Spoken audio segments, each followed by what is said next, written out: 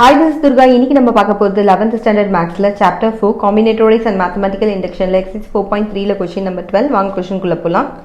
How many ways a committee of 6 persons from 10 persons can be chosen along with a chairperson and a secretary ன்னு கேட்டிருக்காங்க.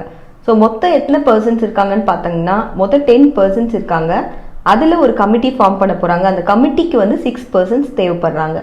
அந்த 6 பர்சன்ஸில் பார்த்தீங்க அப்படின்னா ஒரு chairperson இருக்காரு, ஒரு செக்ரட்டரி இருக்காரு, மற்ற 4 மெம்பர்ஸ் பார்த்தீங்க அப்படின்னா கமிட்டி மெம்பர்ஸ். சரிங்களா? இந்த 6 மெம்பரையும் இந்த 10 பர்சன்ஸில் இருந்தே தான் சூஸ் பண்ண போகிறாங்களாம். ஓகேங்களா? ஸோ அப்போ உங்களுக்கு எத்தனை வேஸ் அப்படின்னு கேட்குறாங்க. ஸோ ஃபர்ஸ்ட் நம்ம என்ன பண்ணலாம்னா டோட்டல் நம்பர் ஆஃப் பர்சன்ஸ் எழுதிக்கலாம். So total number of persons. So total number of persons பார்த்தீங்கன்னா உங்களுக்கு 10 மெம்பர்ஸ் இருக்காங்க. ஸோ 10ன்னு எழுதிக்கலாம். அதுலேருந்து ஒருத்தர் தான் நம்ம என்ன பண்ண போகிறோம், சேர் பர்சனாக சூஸ் பண்ண போகிறோம். So for chairperson, so chair பர்சனை சூஸ் பண்ணுறதுக்கு எத்தனை வேஸ் இருக்குது, 10 வேஸ் இருக்குது. ஏன்னா 10 பேர் இருக்காங்க. 10 பேரில் நீங்கள் யாரை வேணால் சூஸ் பண்ணலாம். ஸோ 10 வேஸ் இருக்குது. ஓகேவா? இப்போ வந்து ஃபார் செக்ரட்டரி. ஸோ செக்ரட்டரின்னு சொல்லும்போது நீங்கள் ஆல்ரெடி ஒருத்தர் வந்து சேர் பர்சன் சூஸ் பண்ணிட்டீங்க. ஸோ மிச்சம் இப்போ உங்களுக்கு 9 பேர் தான் இருக்காங்க. அப்போது அந்த 9 மெம்பர்ஸில் இருந்து தான் ஒரு செக்ரட்டரியை நீங்கள் ஃபார்ம் பண்ணணும். ஓகேவா? ஸோ அப்போ அந்த செக்ரட்டரியை சூஸ் பண்ணுறதுக்கு 9 மெம்பர்ஸ் இருக்கிறதுனால நீங்கள் வந்து 9 வேஸ் இருக்குது உங்களுக்கு. ஓகேவா? இப்போ பாருங்கள் for committee member.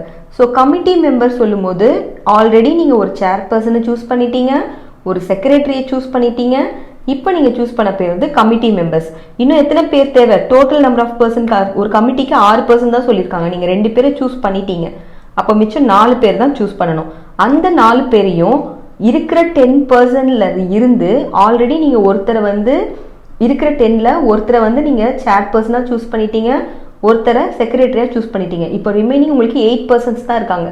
So 8 பர்சன்ஸில் 4 person நான் சூஸ் பண்ணணும். அப்போ 8C4. So which is equal to 10 into 9 into 8C4. So இதை சால்வ் பண்ணோம்னா இதுதான் நம்மளோட ஆன்சர். ஸோ 10 9s பார்த்தீங்கன்னா 90 into 8 into 7 into 6 into 5 divided by 1 into 2 into 3 into 4. So இப்போ நம்ம இதை கேன்சல் பண்ணிக்கலாம். 4 பார்த்தீங்கன்னா 1 டைம், இது பார்த்தீங்கன்னா 2 டைம்ஸ், 2 and 2 gets cancel. 3 பார்த்தீங்கன்னா 1 டைம்ஸ், இது பார்த்தீங்கன்னா உங்களுக்கு 2 டைம்ஸ். ஓகேங்களா? ஸோ இப்போ இதை மல்டிப்ளை பண்ணிக்கலாம்.